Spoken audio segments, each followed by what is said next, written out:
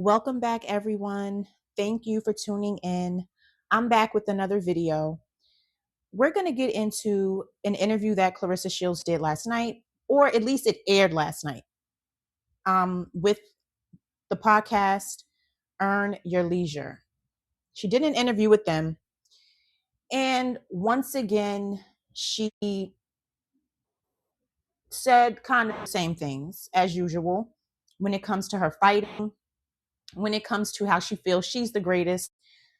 And I have a couple of clips from it, and I will put another clip or two in the shorts tab because I'm not going to cover all of it in this one video. It's not that much, honestly.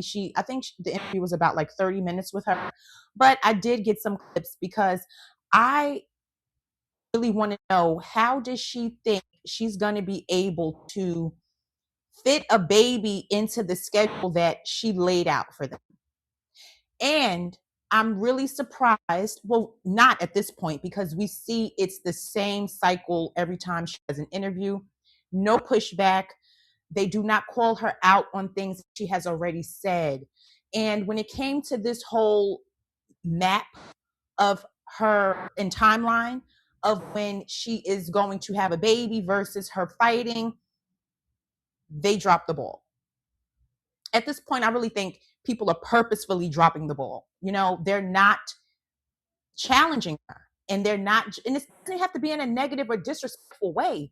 She's already said these things in other interviews, and it's like she'll come on and say something the complete opposite, and they're not like, well, you already said this, and they're not doing that. They're just simply not doing it.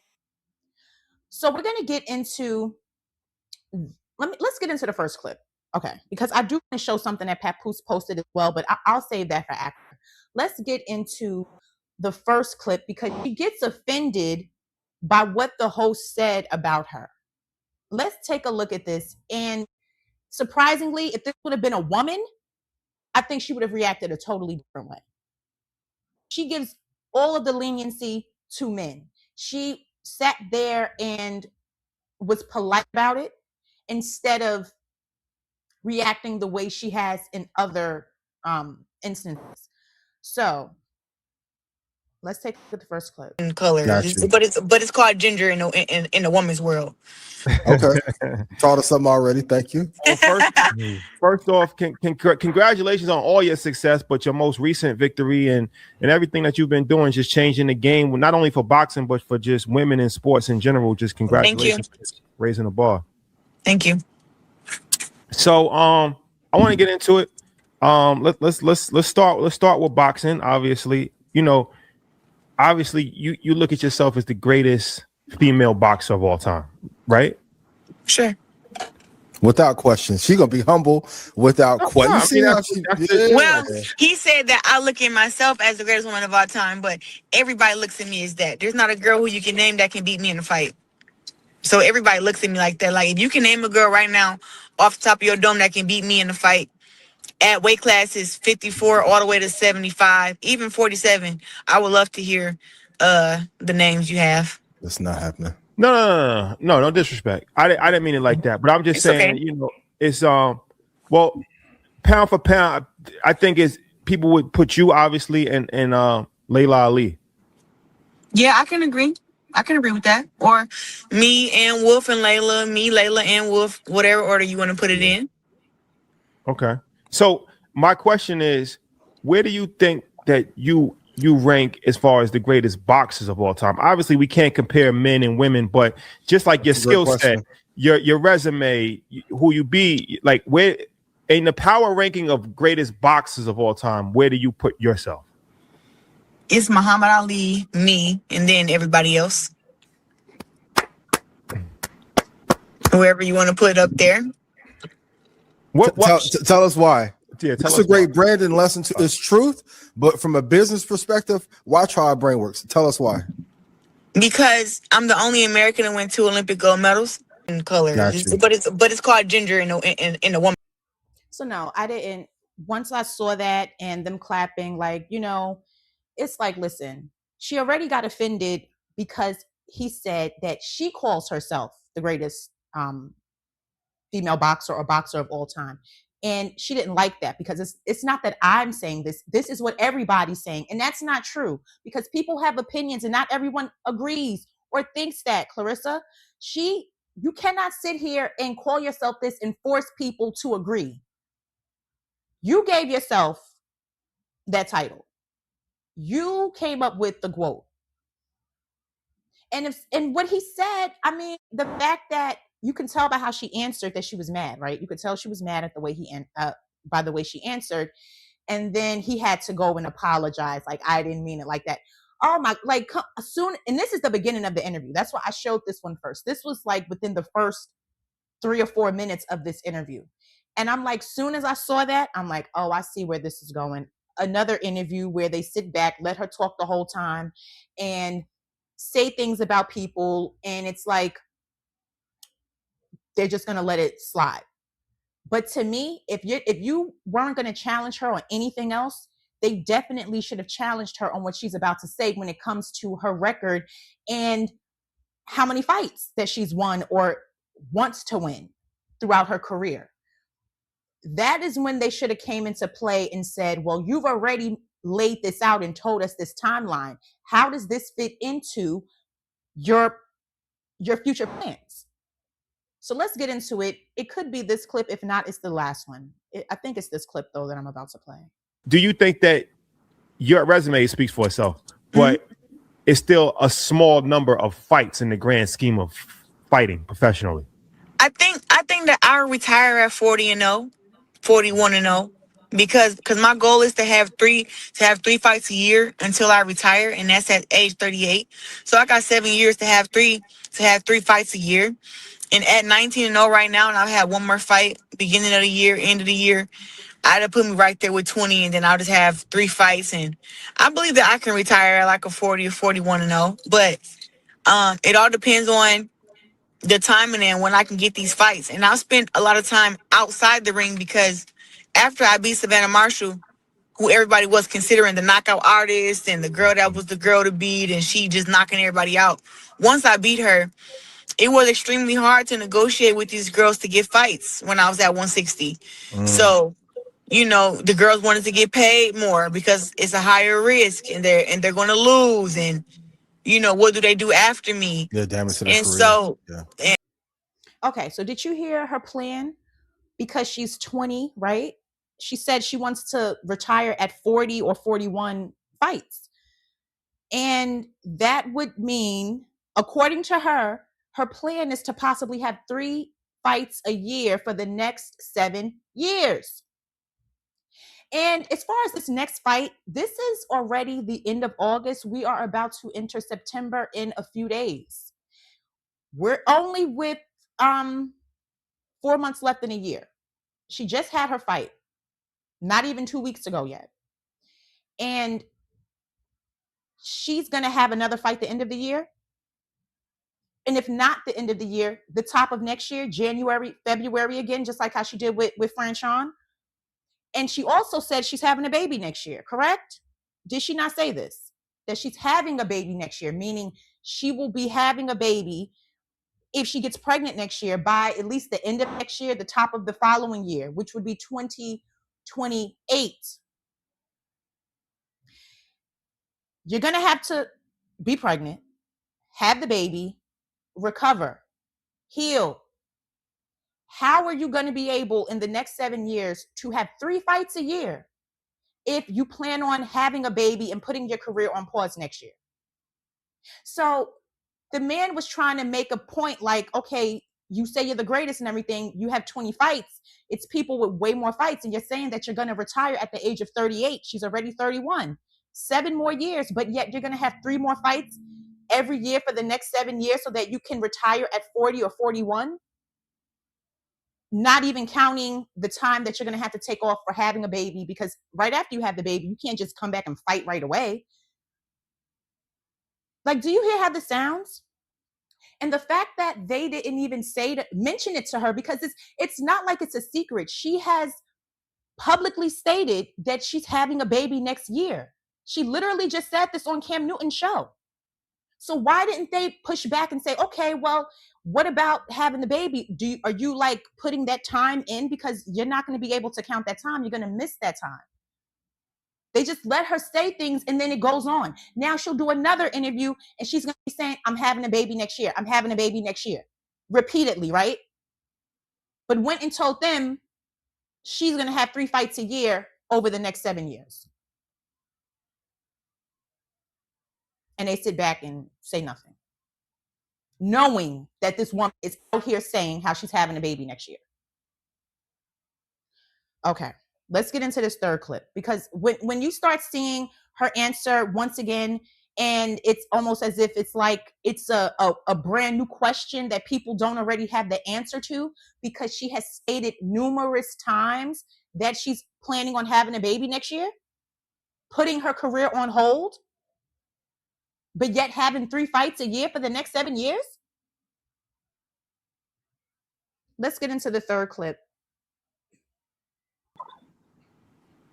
Go on.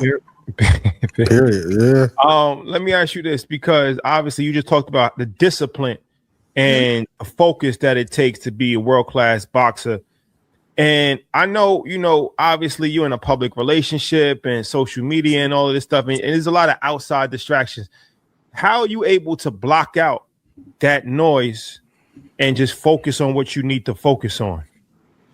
When you have a good relationship with God, he also lets you know that when like the distractions and the noise and the corniness get so loud and it gets so corny and it gets so just ridiculous, God is letting me know that something great is about to happen. Mm-hmm.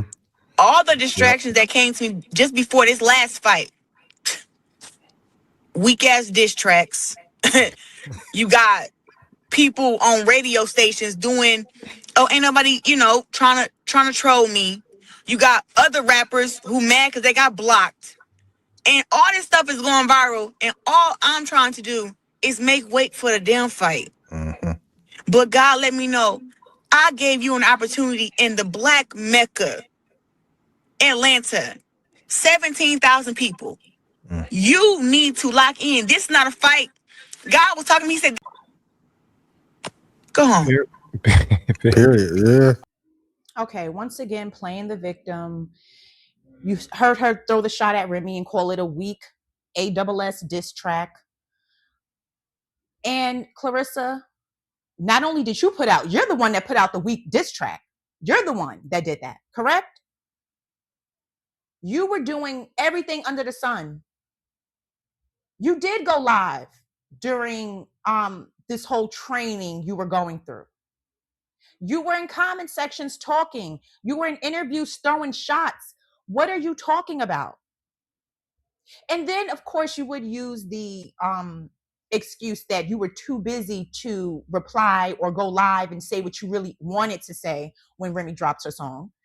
Of course, that's what you're going to do when you had time to diss Alicia, who's not even a rapper, who you knew was never going to respond, at least on a song, right? We knew Alicia wasn't going to do that. You picked on her, do your usual, leaving comments, calling people washed up, saying the things that you say all the time. And then now your excuse is, I was too busy training. God was putting me here in the Black Mecca. I mean, all the things that she can possibly think of to make herself look innocent once again, using God like he guided you through all of this. And it's just BS to me. I'm not buying it. Once again, another interview where she's able to just say whatever it is she wants to say without being fact checked, without being challenged, without having an ounce of pushback. And he's sitting, you saw the other one in the middle act like he laughed so hard when she said weak ASS diss track. He found that hilarious, right? Knowing that she put out some trash. So this is how the interview went. I do have some other clips, but I may either put, like I said, put it in the shorts. Or I may do another video because she did come for Alicia. I may add that video to the shorts tab though, honestly. But pretty much that's what she said. She spoke on the money also. You know what? I may have to do another video because she spoke about the fight because, you know, people were saying she only made the 500,000 and she said it was 2 million. But we all know it had to go, you know, run through so many people's hands before she really took home that money. So she's trying to make it seem like she made 2 million from that fight. And speaking on the star power, who attended, how she's such a big name. She's an A-list. No one can beat her. She spoke on Chris Cyborg as well. So I have some other parts of this interview clipped up. I may put it in another video. I'll see how I clip that up. Either way, I want to get into Papoose quickly. He made a post, and this is the thing. He tried to be so sneaky, y'all. He tried to be so sneaky. And it's crazy because why would you not put this on Insta? You love posting on Insta, right? He puts this on his Facebook page, y'all. Look what he posted. And it was 5 days ago. This was yesterday that I got this, but I didn't get a chance to do a second video yesterday. So I'm including it here. But when I saw this yesterday, 5 days ago, he put this 5 days ago. Look at who he used though. Look at the video. He reposted that man. And he put, they post all the fake Papoose stories on Facebook and YouTube through these weak gossip pages and pray that y'all share them to your Instagram and X accounts. The Papoose smear campaign is desperate. Stay woke. Hashtag fake news. So he posted a video clip of that man saying that, calling a reporter. You know, he loves his thing, fake news. But my thing is, why didn't you have the guts to put this on your Instagram? Huh? Are you hiding your support? It's so weird. And he thinks that he can put things certain places as if any other time they post in their story feed, put the same thing everywhere, like on all of their socials, right? For some reason, this only went here. He didn't put it on his Instagram. He didn't put it on his feed or in his story. But just know that he's watching and he's big mad about the bloggers and gossip pages, Facebook and YouTube. He hates it. He hates it. All the fake Papoose stories. Remy was like 100% correct when she said that he cares very deeply about what people say about him on social media. She was completely accurate in that because his mask has been fallen off, like at this point. But we're just starting to see the irritation now. Before he tried to act and laugh about it, like, oh, ha, ha, ha. But now it's like, oh no, I don't like it. I hate it if I'm not being looked at in a good light, if I'm not being praised. Papoose, what happened to your Black love movement? Black power, remember? What happened? But you don't want everybody to know who you really supporting though, right? Okay. It's a video too. It's a video of that. Of course, I'm not going to play what that video said, but he was checking the reporter saying fake news. And he can relate, obviously, right? He can relate to this. He sees himself in this at some point, right? You see yourself in this man? Weird. Really weird. So guys, that's it for this video. I am going to do another one because I do have some other clips of other things that she said. So thank you for watching. Please like this video. Please subscribe to my channel if you have not. And if you have, thank you so much for subscribing to my channel. I really appreciate all of you who watch my videos, who leave comments. Thank you. Leave a comment. I will talk to all of you again soon.